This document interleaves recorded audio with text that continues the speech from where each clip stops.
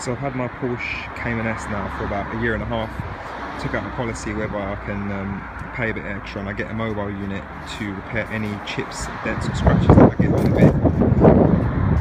The gent now has been working on it for about just over an hour and a half, and also I had a massive industrial bin smack into the side of my car just about there, just below that blue tape. It's quite pretty good. I'll quickly show you.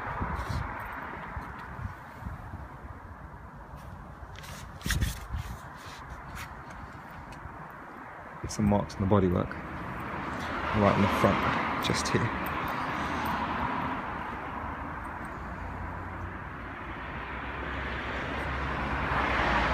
And as I said before that, it was completely covered in little black speckles and little dents and chips and whatnot.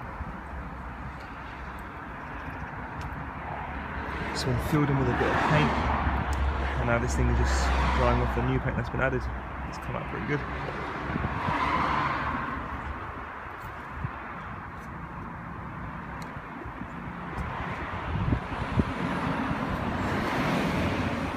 I'll get some before pictures added in here so you can see what it was like before, but so far so good. It's coming out pretty well.